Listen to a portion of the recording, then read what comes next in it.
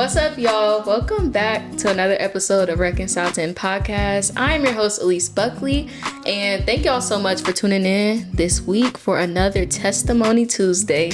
And today here we have with us Christian Tholen. Thank you for having me. I'm very grateful to be here. Yes, sir. Yes, sir. So, Christian, tell us a little bit about yourself. Oh my goodness. Where to start? Yeah, that's Maybe I should, So maybe your age, Okay. Where you're from. Okay. Yeah. So I am 20 years old and I currently attend and serve at Abundant Faith here in Springfield, Illinois. Okay. Yeah. Do you have any siblings or? I do. I have so I have three. Well, I technically have 8 siblings. Okay. So it's a big family. Indeed it is. Man, yeah. All right. Well, my first question is, what has your journey been like being reconciled to God? Oh my goodness. That's a good question. It has been eventful, to say the least. I guess the question, do you want me to start pre or post? Okay. Yeah. I'd say, I'm going to take you back to, I'm going to start with the month leading up to. So, just a little backstory. I was very much, I was far away from God, struggling with I'd say the pressures of the world, like pressures of, like peer pressure, the people that you're with, just trying to find who I was, I guess you could say. And, the world's going to tell you always to live your own truth, which is not something you should live by. But at the time, that's what I did.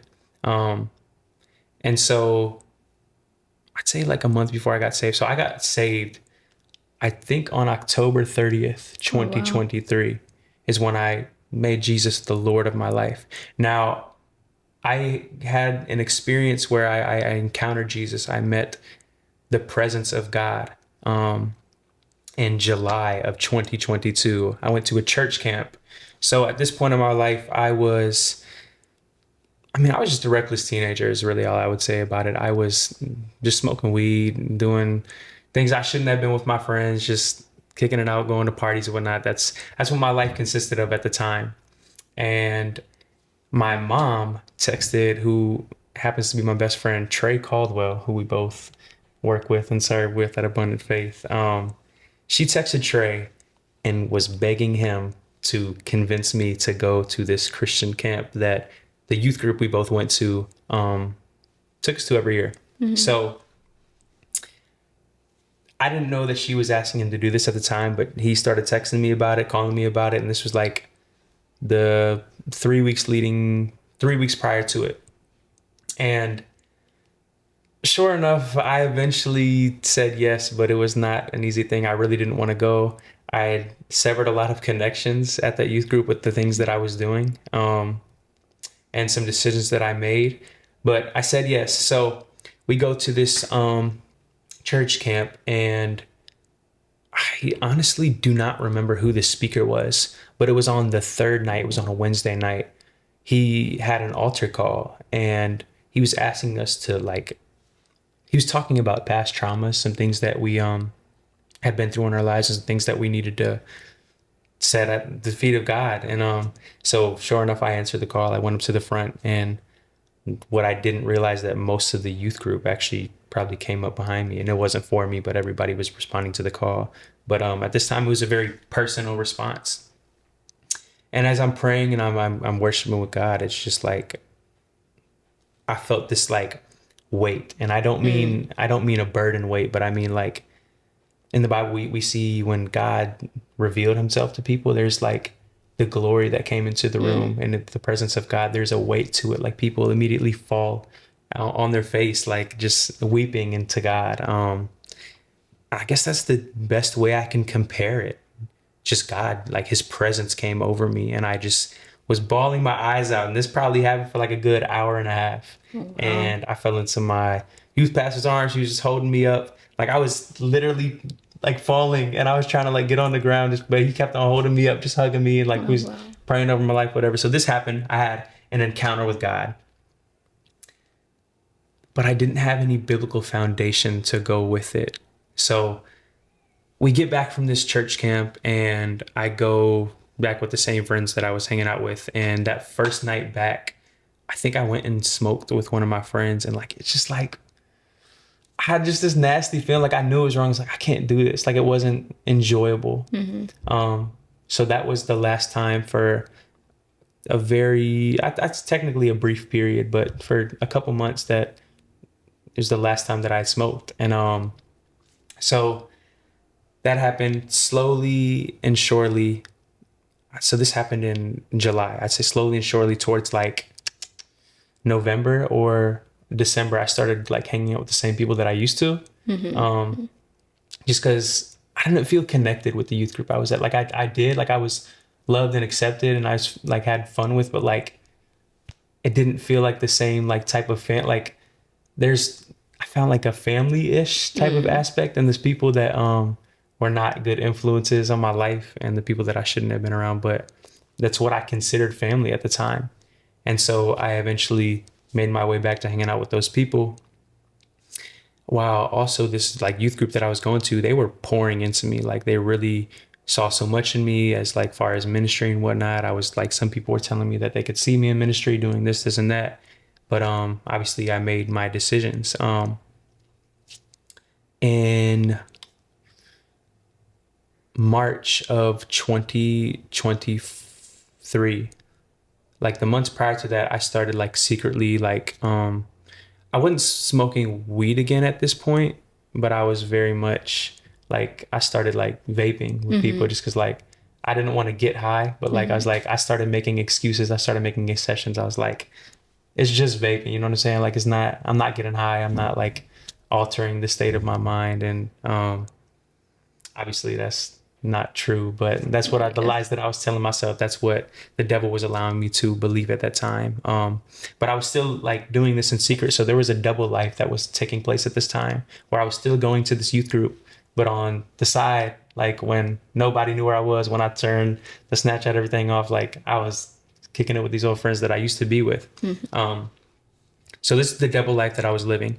And in March of 2023, on my birthday weekend, my birthday is March 24th, I was asked to go to what is called the Called Conference through the Illinois Student Ministries. And I went with Trey, of course.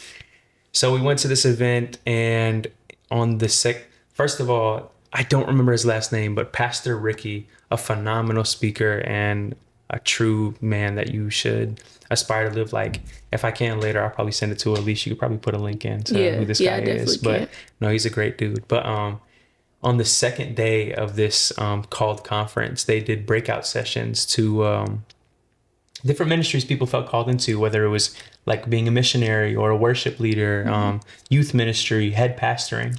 Obviously, I didn't like fully know what I was doing there at this time. So I followed Trey, and he went into the head pastoring room, and there was a pastor from Inglewood, Chicago. His name is Keith Wilson.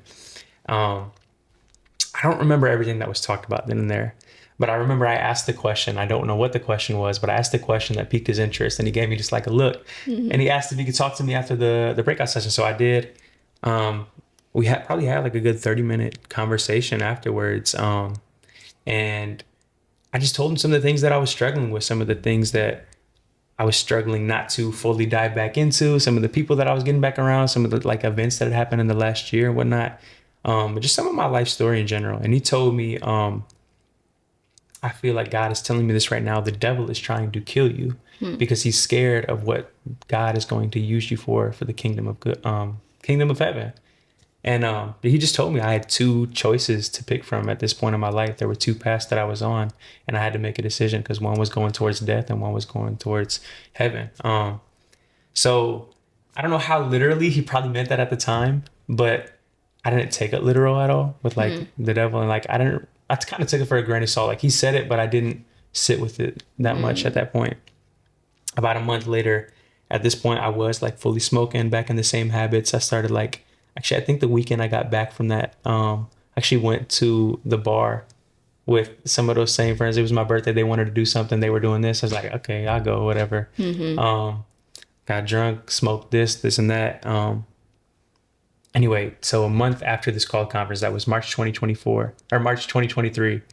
In April, I think it was 27th, I was at my friend's house, and I don't know if whatever we had took like it was laced or what, but something about it was funky. And have you ever like stood up and like you stood up too fast and like you get like dizzy and whatnot? Yeah. I had an experience similar to this, but it was like on 1,000. So we were in the kitchen. This was like 2 a.m. Both high out of our minds, whatnot. Upstairs in the kitchen, I like started to lose my motor functions. Like we were this far from each other. I couldn't see him. I couldn't hear anything. And I like lost all my balance. Like I started like losing the strength in my body to like stand, but I wasn't like aware of it. So I'd say the cognitive part of me was like asleep. But he was trying to talk to me and get to my senses, but I couldn't like hear anything that was going on. So he like helped me get to the bathroom. And obviously everything I'm saying right now is the external, what was going on. Internally, I felt like the heat like rushing all like from my body, like up to my head. And the easiest way I can describe it is it felt like I was dying. It felt like my soul was leaving my body. I don't know like how much truth there is to that, but that's what it felt like. And like me just like reaching around, like freaking out, like, and obviously externally, like I'm not like making that much movement, but internally, like I'm having this war, like I'm thinking I'm dying and I'm trying to stay alive. So just to come back into it, I'm like reaching around the sink, trying to get to the water, and I turn on the cold water, splashing on my face. All this happens. When I come back to it, my like friend was like freaking out. He's breathing heavy. He's like, I thought you were dying, like all this. And like, he's talking about like my face. So obviously I'm about as white as the sweatshirt I have on me right now. But what he said was that my skin was like so pale that you couldn't see a freckle or a pimple or anything. And that my lips had turned like purple during this time. So he was really freaked out about that. And I kind of left it from there, and I didn't take it as a sign or anything. A month after that, May 29th. So the call conference is in March. That happened in April. March 29th, I was very much as deep as I was ever in drugs and alcohol at this point. And I had gotten high with 3 of my friends, and we went back to one of my friends' house. His name is, well, I'm not gonna say names, but we went back to his house, and I fell asleep on his porch. And I think I woke up at like 3 a.m, and I realized I was supposed to be watching somebody's dogs at this point. So I get up, like I'm half asleep, and come to find out he was trying to get me to go inside, to go like just lay down, because like I'd fell asleep outside. But I'm like, all I'm thinking about is, I gotta watch these dogs. Like I'm trying to make this little money. Anyway, so I started getting on the road. I'm going down this back road called Old Jacksonville Road. And sure enough, I fell asleep behind the wheel, and I drove off into this ditch area, and it went up and like ramped up in my car. And so I had fallen asleep, but as soon as I like ramped up, I had like a thud, and it woke me up. And I woke up to what looked like, the best I can explain it is, there's a movie called Star Wars, and when they're entering like into space, like they're traveling in like the spaceship, whatnot, like all you see is like lights flying around. That's what my windshield looked like. Oh my goodness. And so I flipped around, like I was flipping around all this. I didn't have my seatbelt on. My airbag didn't deploy, but when I landed, come to find out, I'd flown like 60 feet in the air. And my car was flipped on its side, and I had to crawl through this like very small open area of like broken glass where my windshield was to get out, and just kind of made my way through. Eventually found my phone, called my mom, called the ambulance, called a few other people. Not many of them answered, but it was 3 a.m. So yeah, that makes sense. That happened, and it wasn't until the next day that I realized the severity of like what had actually happened. Because I was still in shock from it, but my mom took me back to like the wreck scene, and like when I saw like the distance of where I went, and when they showed me my car and just everything, it just didn't make sense to me how I had survived that. So all I can say is by the grace of God, I survived that. Hopefully I can get some pictures to you that you could like Yeah, I was definitely put gonna on say there. that. Yeah, Yeah. I will. Just to give you a better example of how severe the crash actually was. But so that happened. So about twice in the last 2 months, those last 2 months, I thought like I was going to die. Yet I still didn't have like a wake up call that like I didn't have the like I need to get my life right with God. No, that didn't Yeah. happen yet. I was still like nothing was waking me up to what reality was. And for the next like the rest of the summer, I just like spent after that car crash, I just spent my summer in like a deeper depression. Like I was always very unsure of myself, like everything that I did. I wasn't proud of what I was doing, but at the same time, I had become so comfortable in this lifestyle that I was a part of. And it's like really tore up my relationship with both of my parents too. I was talking to my mom about this just yesterday actually, and she was just letting me know like how hard it was to be in a room with me. Like like you never knew what I was like, what emotion I was wearing. Just like I was always like erratic and all over the place. And there was like a dark energy that I carried. She said like it just her son, like her baby wasn't really there is what she said. She said most of those nights, especially after that crash, like she just was up till God knows when, find my iPhone to see where I was. She'd check the location, see me on like 15th and Cook Street and like wondering like, what is this boy doing? Like praying to God, like crying a lot, thinking like wondering if she was going to get the call that her baby was dead. Yeah. So through most of this, I was still hanging around with just the wrong people that I shouldn't have been. And I didn't go out to a lot of like the functions and parties that I did beforehand, but I was still hanging out and doing the same things I did. I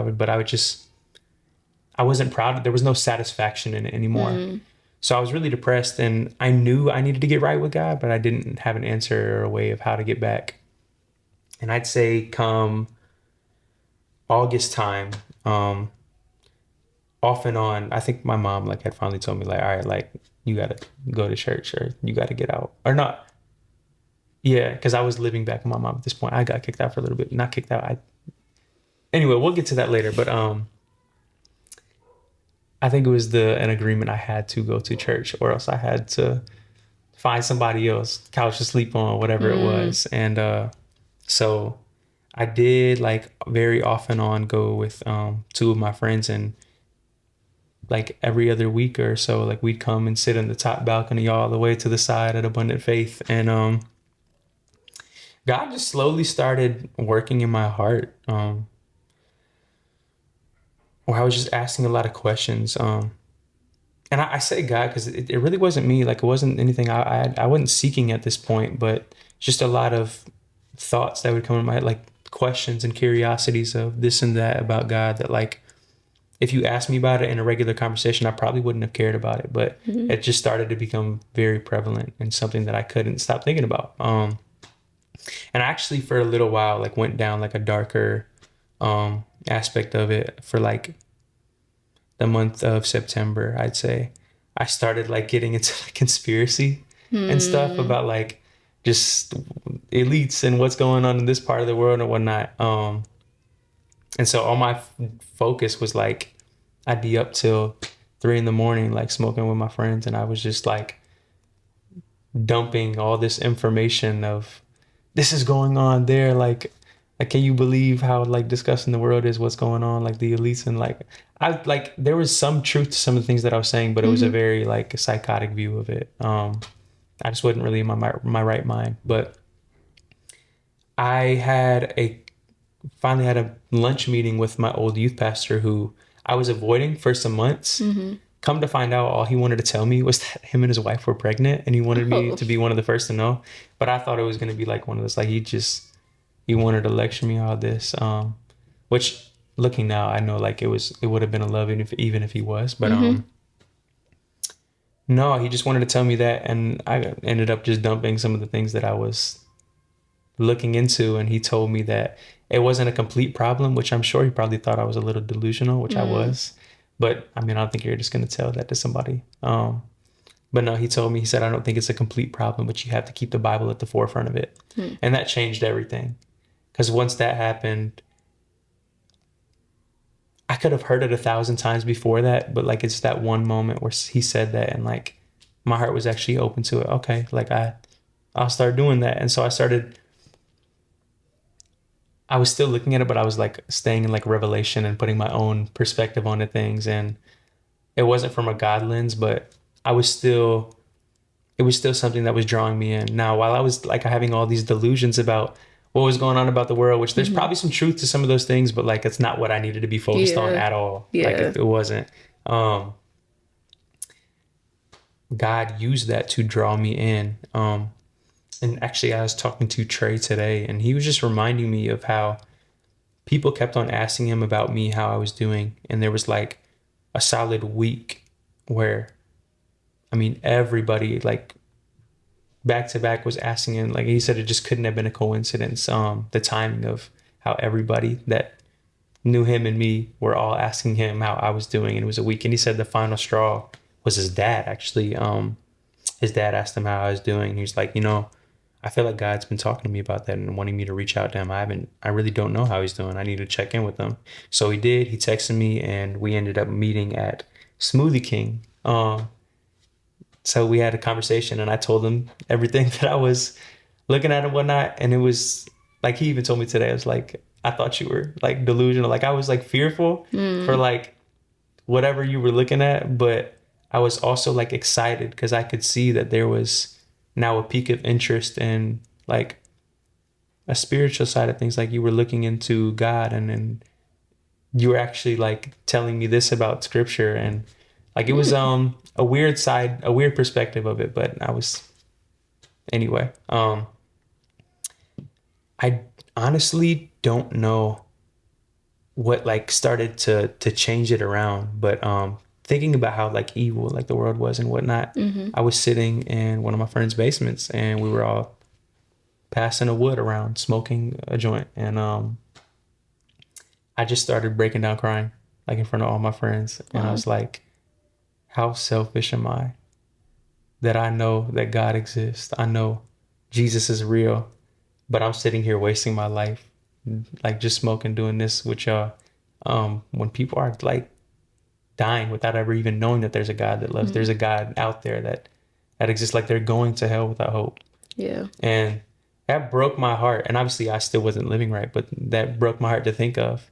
And I think that's like what really made like the heart shift. And I'd say like probably a week later, I was with one of my friends. It was actually after a Sunday. It was after a Sunday morning at church at Abundant Faith. And we got back to his house and I had just bought a certain amount of weed and we were rolling one up and getting ready to smoke it. And I told, like, as we were like getting ready to smoke it, I was just like, what am I doing? Like, I can't keep saying I'm gonna stop tomorrow. So like, obviously I didn't get to this, but I had been wanting to stop. Now, like God, like started like working these, pulling things away, but obviously I didn't see those strings working then. But God was pulling things out of my life, and at that point, it was starting to be the drugs that I was using, the weed, and anyway, so getting ready to roll this up, and I can't keep saying tomorrow. I can't keep saying I'm going to give this up like another day, like down the road. Like if I keep doing that, I'm never gonna stop. And so I just gave everything that I just bought to my friend, which in hindsight, I probably should like threw it away or something, but I didn't think about it then. But no, so I gave it to my friend, left it there, and probably like a week later, I was in my room. It was very late at night, and like honestly, I was just very, I would say depressed. I was sad. Like, I just felt alone. I didn't have anybody. Like, I knew the life that I was living was wrong, as I had already stated before, and it just, I felt empty and I wasn't content with where I was at, but I didn't know what to do. I didn't know where to go. Like, but I had realized, I've already had this realization, like how real God is. And so this is probably like close to midnight on my bedroom floor. And I just start crying and I get down lay down on the ground and just start literally crying out to God. Like, obviously both my mom's like asleep, and I got a little brother that lives in the house with us too, and they were all asleep. But like at that point, it didn't, like, I wasn't thinking about that. I was just like, God, I need you to come and save me. Like, I know I'm a sinner. I know I'm this and that. Like, I can't do this on my own. I'm tired. I give up. Everything that I've done to like fill all these voids that I have has not worked. So I need you to come in and take the wheel, please. Like, all this. And this is like a good hour of me just laying down, crying, praying. And I don't know what came over me, but like a sense of joy. And I just like, after like an hour of asking God to take over the wheel, like I had this sense of joy, like everything was okay. Like, I had asked God to forgive me for everything. Wow. And I felt renewed. It had been a while since like I had really like dove into anything Christian, like especially like music wise. But I still remembered like some of the old songs that I had from like youth groups that I used to go to. So I just pulled up like one of the only ones that I still remember. There's a song called like Worthy by Elevation Worship. And I put it on my TV, and I think for like the next like 4 hours to like 4 or 5 a.m. I was just singing, praising out to God. And yeah, from that point on, all I knew was that Jesus saved me. I didn't know anything other than the fact that Jesus saved me. And basically, I just dove into the Bible. All I knew is that Jesus saved me. So I started with the Gospels. I went through Matthew, Mark, Luke, and John, and everything just became so real. Actually, I think this talks about it in Corinthians, or I don't know specifically where, but it's in the New Testament, and it talks about when you confess, I want to look this up. When you confess, you can look it up if you want to. It talks about. I actually want to look something. It talks about a veil that's over the unbeliever's eyes. That is in Corinthians.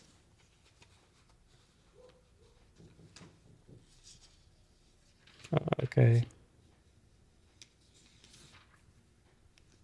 Long story short, so this on here says, what is that? 2 Corinthians 3. Okay. 2 Corinthians 3. This is where we're at.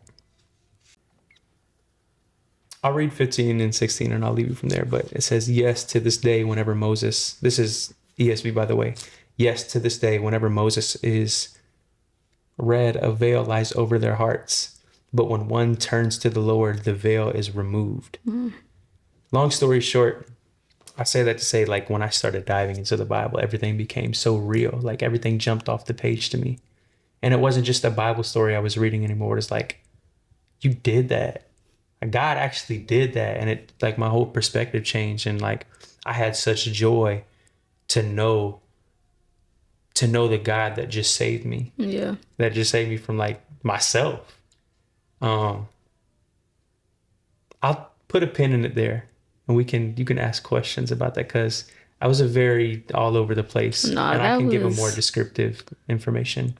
That was good. One scripture I thought about is actually in John 6:44, and it says, "No one can come to me unless the Father who sent me draws them." And hearing your story, I'm thinking that God literally drew you. Like, he put people along your path that was like there to encourage you and to speak life into you. Like the first man you said you met at that conference. And even though maybe you didn't recognize it then, like, God was constantly planting seeds and in return drawing you to him.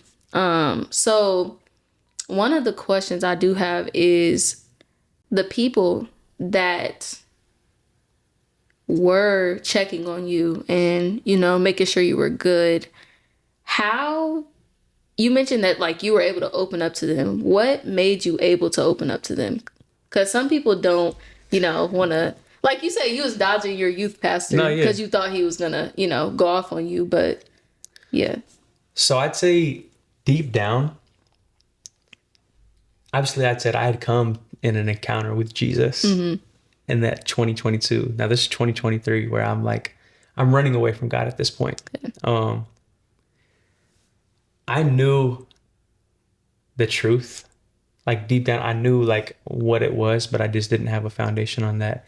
With those people that were checking, I'd say what opened me up to share that was like deep down, I was looking for somebody to pull me out of like Wow. the mess that I was in. Like I wanted answers. And I think really I just wanted, we can get into this in another like segment of this, but I was the whole reason I was with those people is like I was searching for attention, a family, and that's where I found it. I found the people that I wanted to be around with. I found somebody that wasn't gonna like leave me alone there, and I Yeah. just clung to that. Um, and so deep down, I really just wanted to be saved, and so that's probably, and I don't mean saved by like obviously like I want to be saved by God, but like I wanted to be pulled out of the feeling that I felt. Like I felt empty, and I was just doing whatever I could to fill those voids. Yeah. And deep down, I really just wanted somebody to pull me out of that. Yeah. That's good. Um so what changed after that night that you did cry out to God and ask for forgiveness? And, you know, how have things changed since then? Like that verse I read, says when basically when one gives their life to God, like there's a veil that is lifted, and that the truth of everything that I was reading, everything jumped off the page. So when I read Matthew and I read everything, all the miracles that Jesus did, I read the life that he lived, I read the intimacy and prayer with God that he had. I knew that I had to follow that. Like Jesus says, I am the way, the truth, and the life. I knew I had to follow that example because everything that I tried, like, didn't fill me. Nothing that I tried filled me up. It all left me feeling more empty. It made me feel more useless. And I just started like practically applying it to my life. So it really started with just treating people with the love that I wanted to be treated with. Like I'd say, like whenever I gave my life to God, like I said, so in that basement when I was smoking with my friends, and I started crying, and I was like, I'm so selfish here, and like I said it because I felt like a burden over those people that were dying without ever knowing. Those people that like were never gonna get a chance to know who God was, or even if that just the people that were lost. That's like I now knew the truth. I knew that Jesus had saved me, and all I wanted to do was spread that same information, not information, but that same revelation that I got. So what changed was my life, my whole lifestyle. I worked at Qdoba. It's like Chipotle. Everybody knows what Chipotle is. It's better.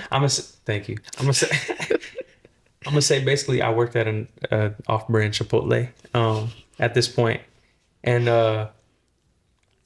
that was where all my time was. Like if I wasn't at work, I was at home in my Bible. So I made that like my mission field. Anytime anybody came through that line, I made sure they were going to see a big smile and at least somebody to let them know that they were blessed and they were going to have a great day. And anytime I felt like a nudge, for those first few weeks, I prayed with pretty much anybody I could. Wow. It was all very simple and short, but just something to like plant a seed. Yeah. That's all that mattered. But nah, I just met God in a real way. My intimacy with God was different. Like I didn't just,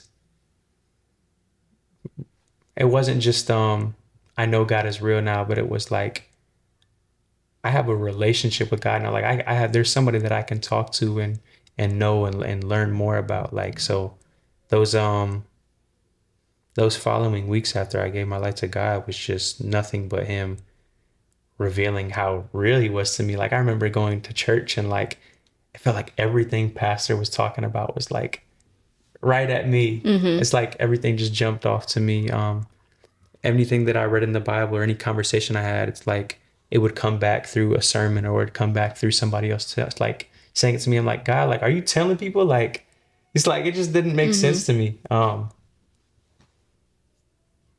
God just made it so evident of who he was, how he was real. Like I couldn't deny it. Yeah. Um, That's good. yeah. So I have two questions. The first one that I keep forgetting is you mentioned like there was a point after the car accident that you were kind of unsure. You went through a point of being unsure about yourself. How has like walking with God brought some, surety, if that's a word? I hope that's a Some word. surety. But you know what I'm saying? Like, Okay. how's God shown you like who you are? How's God showing you who you are? If that makes sense. Honestly, the easiest way I can put it is I killed my ego. Like it's not about me anymore. It's just not about me anymore. What changes that my life, like it's that William McDowell song that my life is not my own. Okay. To you I belong. And like literally just that, like it wasn't about me anymore. Like I wasn't here on this. I wasn't born to just live for Trent. I wasn't just born to live for Christian. No, like what changed, what made me sure of myself was that I was created to know Jesus and to make Jesus known. Yeah. That's all I was created for. And so like it was no longer about me. It was, I want to introduce you to somebody that picked me up out of the darkest places of my life. Yeah. And so I just didn't have an ego. I didn't care what people thought. Good. So another thing, I'm so glad that you said Trent and then you said Christian, because I wasn't even gonna talk about this. Yeah. I wasn't, but talk about that Christian Trent. Okay, so my name is Christian Trent Tholen. I have an older brother named Trey, and for whatever reason, my parents wanted another T name, I guess. But my dad really liked the name Christian because I asked, like, whenever this started coming up, I asked, like, why they named me what they named me. My dad just really liked the name Christian. It just always, like, stuck with him. So he wanted to name me Christian, but they wanted a T name, so they put Trent. And they called me by Trent. They would have put the Christian as my middle name, but, like, Trent Christian. It don't sound, no, like Christian Trent. It just, it sound better. But no. Basically, I'd gone by Trent my whole life, and Christian was my first name. And for whatever reason, like it just felt like my name like was jumping off the front page of a book. Like, God, why did you name me? Like, why is my name Christian? Like, why that name? So I was just like curious about it, and I don't know why I started thinking about it. So I was like, this gotta be you, like bringing this to the like front of my mind. The easiest way I can say it is like, I adopted it as my own Saul to Paul. Like I had gone by Trent my whole life, and I lived this. It just seemed like an other persona. It felt like the old man. I feel like the old man that died, and Christian is the new man. So I really just picked up Christian, and I was like, I am Christian. I'm not the man that died with me whenever I gave my life to God. I am a new man. And also just looking into the names, like in the Bible, like there's no shortness of meaning behind names. Like everything had so much purpose. Like in the Western world, like we hear a name with like, oh, that sounds cute, whatever. So you name your kid this and that. Like a lot of people just think of like cute names. Not every parent. A lot of people do put like thought and meaning behind what it means and whatnot. But yeah. In the Bible, like I'm trying to think of whose names meant, like Manasseh and Joseph's sons. Okay. He had two sons. Well, he may have had more. It's been a while since I read that. But anyway, he may have had more. But Manasseh and what is it? Ephraim, however you say it, something like that. Don't judge me if I just butchered that name. But nah, he named them after like points in his life where God made a way in his Wow. life. And that just stuck with me. Like I don't want to go around this like there isn't an importance, like there isn't importance behind it. So I started praying and asking about it, and I ended up looking into the Hebrew definition of Christian. Christian means anointed. I looked at Trent, and Trent means the river, because it's like from like Great Britain. But yeah, You're British? no, Oh, okay. no, I'm German. Don't judge Oh, me. okay. Yeah, but long story, I just say it's my Saul to Paul. Or that's what it felt like to me. Um, the old man died, the new man arose. That's really cool because when I found out, I was like, what? It's like I woke up one day and I saw a Christian. I was like, who's? I thought you were just, you put that because you're a Christian. I know a lot of people thought I was just saying Like- like, "Hey, I'm Trent the Christian." No, like Yeah, but no, that's your name. But that's really cool. So another question is, how has the definition of family changed for you? Including like, has your circle changed? Oh yeah. Okay. Okay. So I did like skip over that. All the people that I was around, BC, before Christ, I didn't completely just bail out, and like it's not that I don't care for those people. I definitely check in, and I want to know like how things are going, and if I could pray for them, like definitely if they'll receive that. Yeah. But no, I knew it was necessary that I had to separate myself because I got flesh. Like I'm weak if I do things in my own strength. I'm gonna get right back into the same pattern. And I just felt like God was telling me I had to separate myself. So I did. Separated myself and got on my own and literally did nothing but spend time with God. But no, God redefined family because God, he was my comforter. He is my comforter, he is my strength. But there was some loneliness to that whenever I saved whenever God saved my life.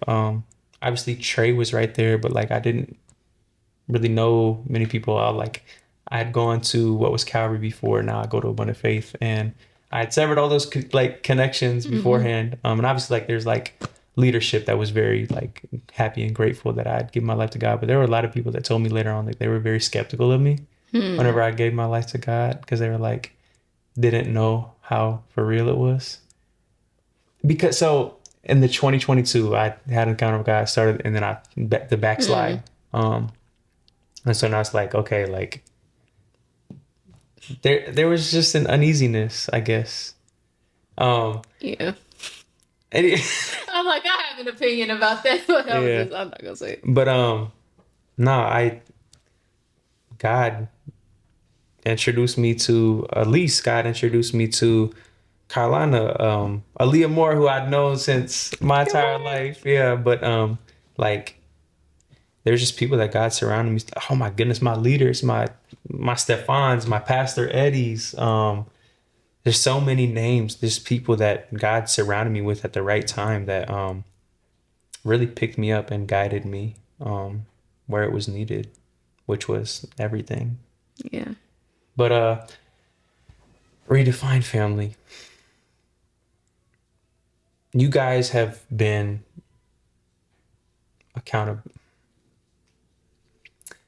there's been a real love that I've experienced like never before.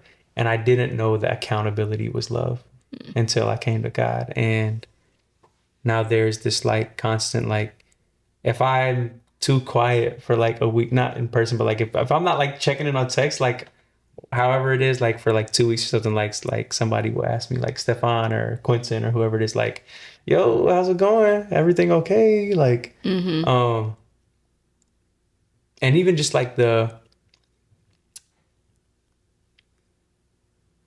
not the post, but the before, like if there's like a temptation going on in my life, being able to talk to somebody about that, being like, hey, like this is going on. I don't feel like I can fight this on my own. Like somebody immediately coming to pray for me. And like after that, there's a constant checkup, like, hey, are you okay? Like, is this heavy? Are you going through this on like all that?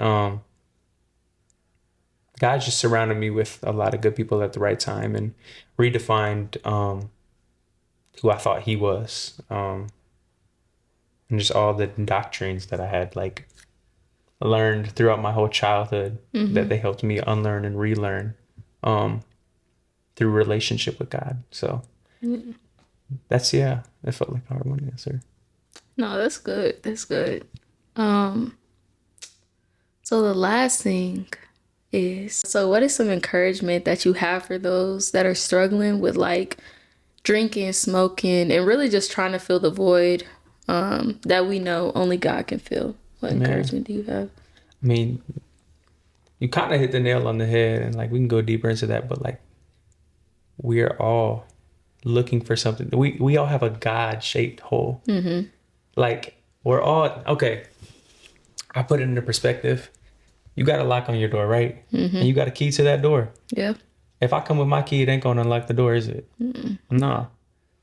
So there's a temporary fix that we constantly go to because the world, friends, peers, like work associates, like so many people tell us like, hey, social media, everybody's telling us, try this, do this, find your own truth, do this, like this will help, get this crystal, do like, that every like, turn off the voices.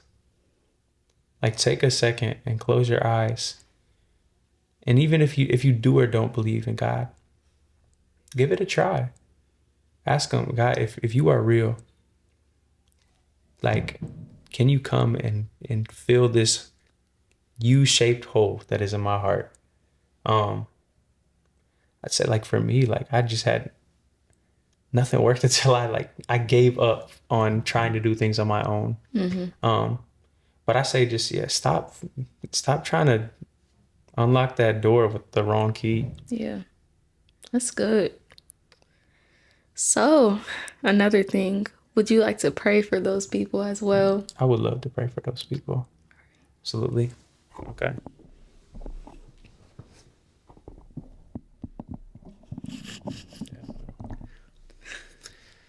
Dear God, we just thank you for how good you are, how great you are.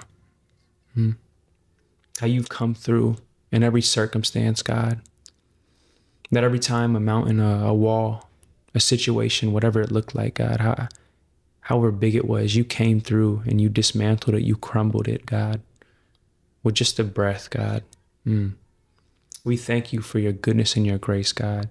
So I pray for the ones that are listening right now, God, that you touch their hearts, God. That you remove what was once stony and stubborn and you replace it with a tender and responsive heart, God. That you open their ears and open their eyes, God, to the things that you are placing in front of them, God. That every wink that you give them, every person that you have walk their way, that they are open.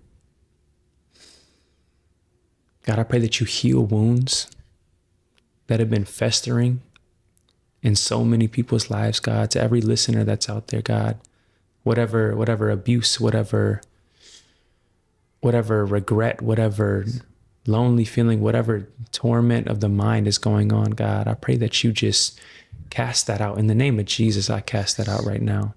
And I ask that you come and fill them, God. Fill them with your love and your comfort and your peace, God. Because we know that you are with the brokenhearted and you will show up in every circumstance. So God, again, I pray that you just soften the heart of every listener, God, and to those ones that still don't know you, God, that you'd make it so evident. You'd send the Elises, you'd send the Pastor Eddies, God, you'd send the Stephans, you'd send those mentors, God, send those people in their path, God, to plant and water those seeds, God, so that they come to know you, God. Again, we thank you for the grace that you've shown. We thank you for what was me, the 20 years, for the many that have been 30, 40. We thank you for the years that you have so patiently waited, God, for us to finally let go of the wheel. So, Lord, I ask that you soften those hearts, open their ears and open their eyes, and that you come in and live in a space that has been so empty and left abandoned for long. So God, we thank you in advance for the souls that you have saved. It's in your mighty name we pray, Jesus. Amen. Amen. Well, thank you so much for joining me today. And another thing I like to do is ask, where can they find you on social media? At this point, I only have Instagram. And Okay. let me find out which one comes up. Okay, I'm not good with social media. Which one comes up when you look up somebody's tag? Like, yeah, the top one. It's the top one? Yeah. Okay. So yeah, if you want to find me on any social media, it should be at Christian T Tholen, Tholen. Yeah, like toe, you know? Oh, okay. So All right. All right, y'all. So that's it for today. I will see y'all again next week.